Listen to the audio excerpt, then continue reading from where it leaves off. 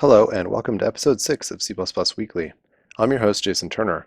Once a week I will pick a topic of interest in C++ and dig into it with some live coding. 2 episodes back I looked at a Variadic template refactoring in ChiScript, but I skipped over many of the details. In this episode I'm going to take a step back and do an introduction to Variadic templates.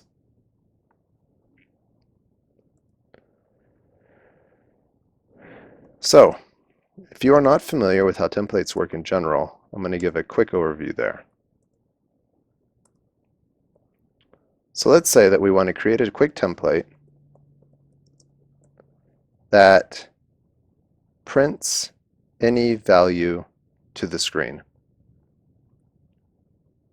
So we can do template print const t reference.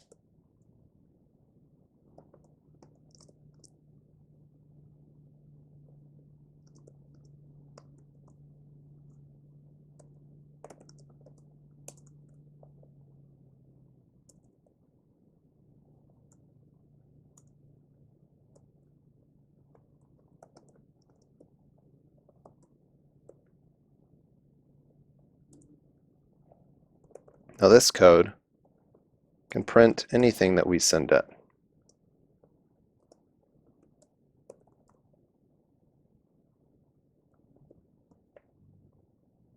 And essentially it works. We take this, the call to print calls this template, which instantiates a version of it for whatever type we pass in. And then assuming that the type that we pass in has an OStream operator overload, which any of the common built-in types would, then we will see it being printed to cout.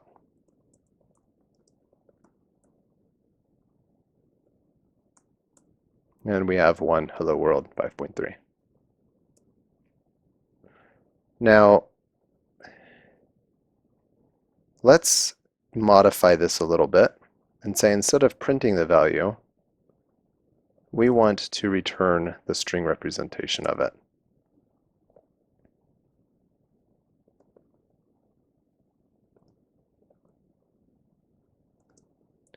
And we can do exactly the same method that we were doing with standard out.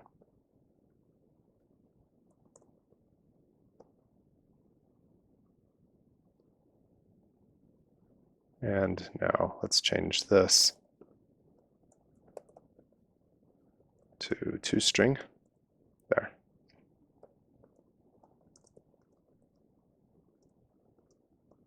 At the moment, we're just going to be interested in making sure that this compiles. And I forgot a header.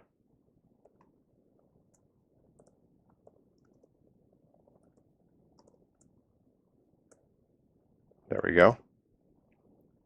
So everything still works as it was.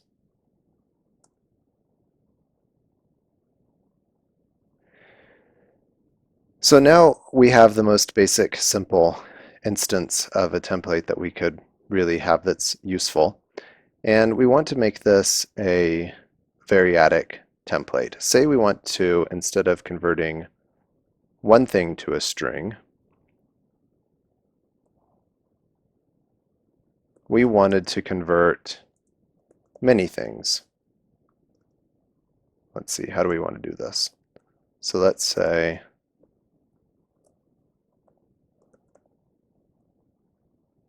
vector equals toString hello 1 5.3. So in this case, now we want to be able to do a for loop, const.o object over the vector.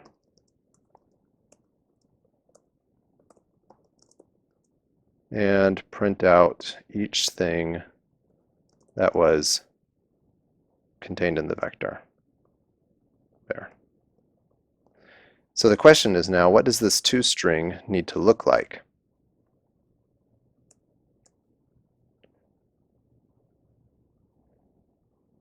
And this is where our variadic templates are going to come into play. I'm going to start with a kind of classic example of how variadic templates were used, and then I'll move into an example that simplifies the usage a little bit.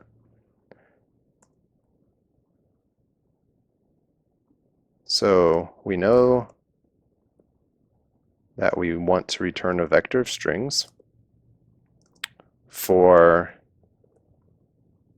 each element that is being passed to us.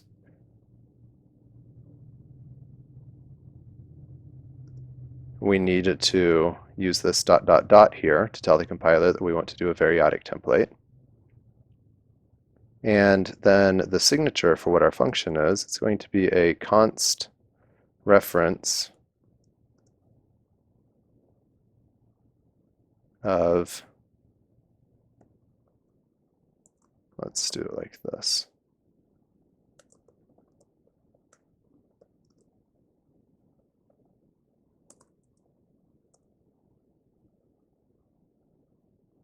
Let's see. So then we want to change our toString impl.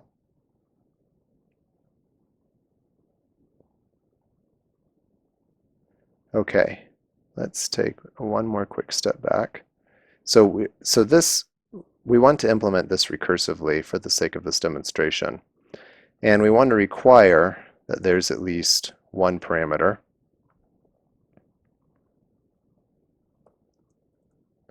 So we have const p1, and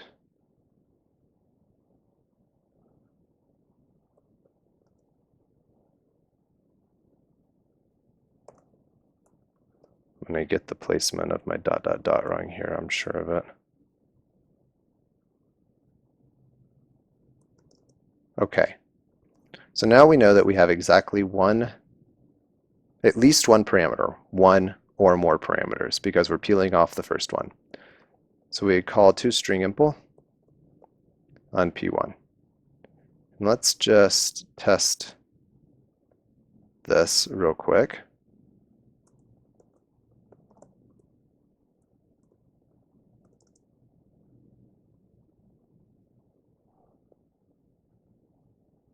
s.push back,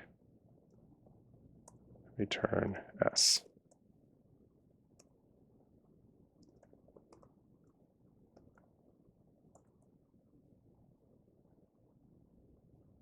toString was not declared in the scope. Because I am missing our vector header. All right, so we have exactly one value. And how do we get the rest of them?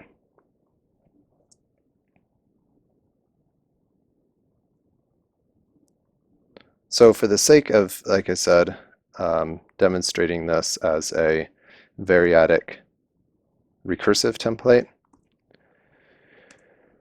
we now need to write, what we need to do, let's see, is push back the current string, and then we want to get the value of all of the remaining strings. So we're going to do that with remainder equals toString of param ... So the compiler automatically expands this into what would essentially be param subscript 1 or 2, param subscript 3, param subscript 4, etc. for however many parameters we have. So we're going to just, all we have to do is tell it that we want it to automatically expand out the parameter, and it will when we give it this ... So we're saying call ourselves again with everything except for the first parameter, because we peeled that one off ourselves. And then we're going to want to take all of the strings from the remainder and append them to the vector that we're creating right now. And we would do that with an insert at s.back, s.end, and remainder.begin, remainder.end. And we'll compile this, and we expected to get a compile error. What we see here is that line 19 is complaining because there's no matching function call to toString with 0 parameters. So it's complaining about the 0th case. That's simple enough.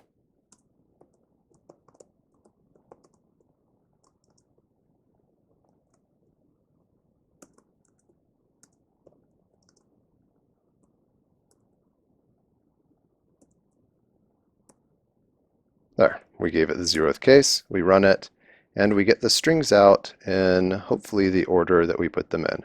Yes, hello 1, 5.3, world.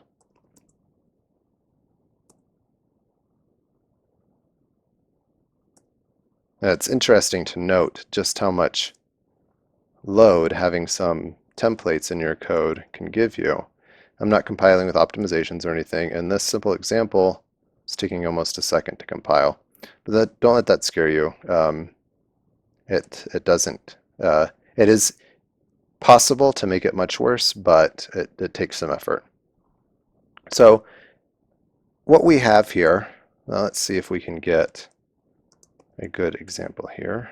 So I'm using nm, which is a Unix command line tool to dump all of the symbols in an executable. And then I'm piping that through C++ filt.-t, which says I want it to demangle all of the C++ symbol names. And I am going to now scroll through here. What we want to see, there we go, is every instantiation of toString that we created. So we can see that there is the case that has only a character array of 6, a case that has the character array of 6 and double char and char of 6, and then that looks like a duplicate symbol, which surprises me because I thought that the compiler was good at merging those. And then here we go. We've got the version that takes just the double and the character string, the nth, the double, and the character string. So for each version, because of the recursive calls, we have a 45K program. Now we are not compiling with any optimizations. Let's turn those on and see how it affects things.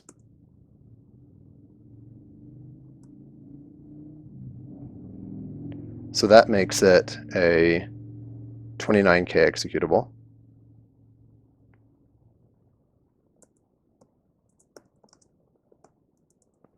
And we can see that this can quickly get out of hand if you're doing lots of different templates with different length arguments in a recursive template instantiation kind of scenario.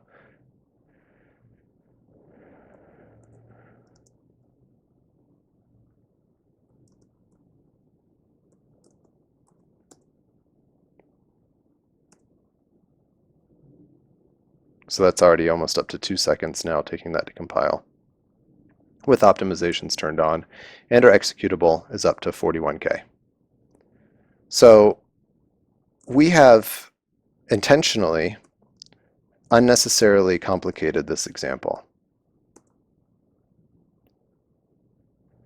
And I am going to demonstrate that here by showing what we need to do in converting all of these parameters to strings. We don't need to make a recursive template instantiation. And in fact, we rarely need to if we apply some creativity with initializer lists. And this gets us to the point of the code that I was showing in the episode about the ChiScript Variadic template refactor. So I suggest you go back to that if you have any interest. But in this one, we are going to be able to strip out virtually all of this code and instead say return a toString impl param dot dot dot.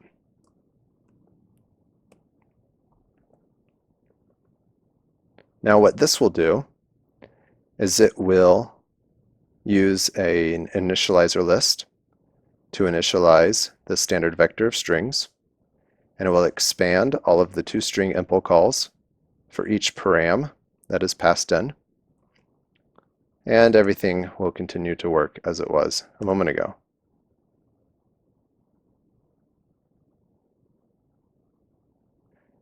So you can see there's a dramatic drop in memory usage at compile time from 78 megs to 69 megs. We went from 1.8 seconds of compile time to 1.2 seconds of compile time. And our executable size dropped from 41K to 28K. It's definitely something to think about when you're playing with templates and you're working in real code, how quickly they can affect your compile time, and also that some serious runtime overhead to making a lot of recursive function calls, although the compiler can be good at tail recursion optimization if you do that correctly.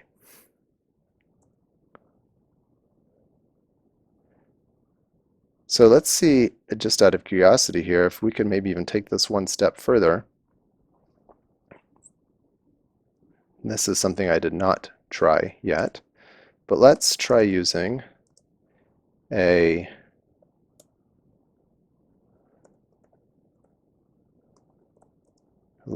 generic lambda function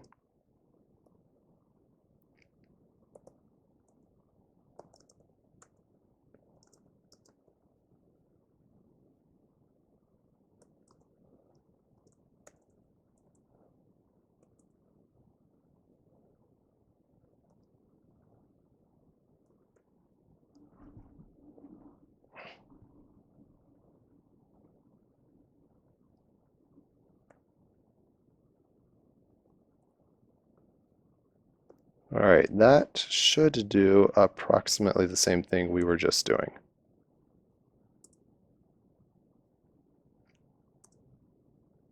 If I had my parameter names correct.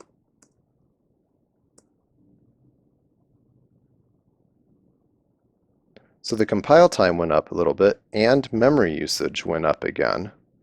I'm guessing we ultimately got a smaller executable, maybe?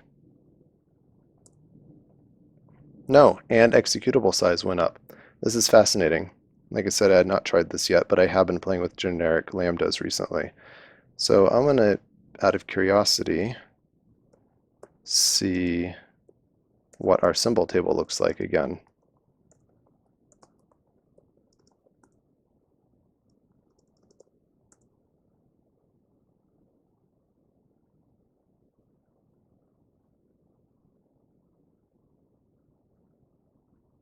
Okay, this toString is expected. There's one instance of it. And then there's our vector destructor. Wow. I guess it's simply the size of that function that exploded.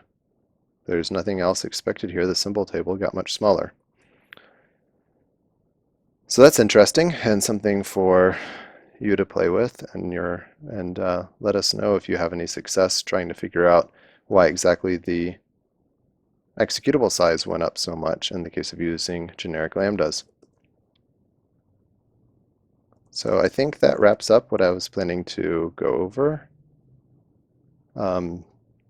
As always, send me some feedback if you have any questions, or if there's anything that you'd like me to talk about, or if you have any comments on my editor setup. I have been playing with that lately, and I think I've gotten a fairly high contrast good option going right now.